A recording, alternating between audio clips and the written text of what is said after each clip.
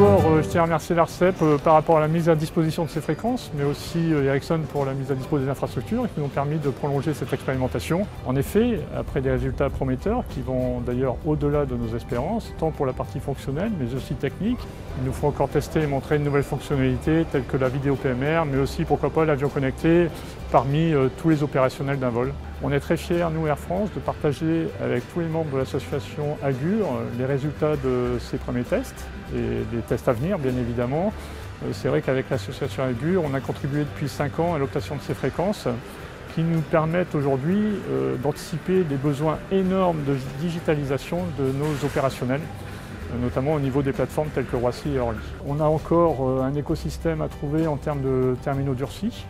C'est vrai que la compatibilité de terminaux durcis avec le 2 Go 6 TDD est encore un gros travail, un gros challenge pour nous. Mais c'est vrai que les nombreuses discussions qu'on a pu déjà avoir lors de cette première phase d'expérimentation sont très prometteurs et du reste on commence à avoir quelques petits terminaux à tester dans cette période février-mars. Nous sommes donc très sereins pour nos opérationnels du hub dans le cadre d'un futur déploiement de cette infrastructure. Cette expérimentation nous a permis de tester différents cas d'usage, des use cases que nous avons identifiés avec nos métiers de l'industriel et de l'exploitation.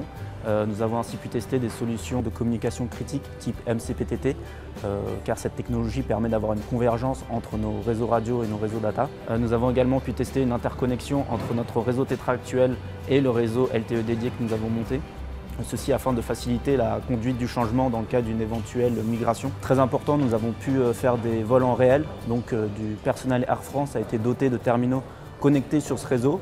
Nous comptons d'ailleurs poursuivre ces vols en réel pour emmagasiner un maximum de retours d'expérience de la part des utilisateurs. À moyen terme, nous espérons pouvoir connecter notre flotte d'avions à ce type d'infrastructure, ceci afin de récupérer nos paramètres de vol beaucoup plus rapidement ou alors de faire de la maintenance prédictive. Cet usage de cette technologie s'inscrit parfaitement dans la stratégie de digitalisation de nos hubs Air France que sont Orly et CDG. The LTE network has been designed to ensure the connection with the Air France backbone to provide to the people working around the aircraft the same connectivity than anyone in an office. It had to apply all the routing features but also to ensure the continuity of the QoS. All this complying with the security policies which are strict in an airline. The radio part has been the toughest to validate and to tune. Tests have been conducted at various locations at the airport, including in the gangways, the cockpit, and underneath the baggage hall to determine the engineering with the best coverage and throughputs. The configuration with an antenna and a cell at each aircraft parking brought the best results, but it required a fine-tuning of the mobility parameters as the signal strength is very high. The pilot network is still on air and can be used for flights. It has been done for an A380 to Brazzaville. All the employees who needed a connection used LTE devices. The cell carried the heavy data streams of all the operation managers and customer service assistants working on the fly.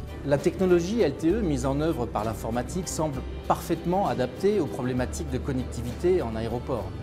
Elle permet à Air France de poursuivre et de fiabiliser sa stratégie de digitalisation des process sol.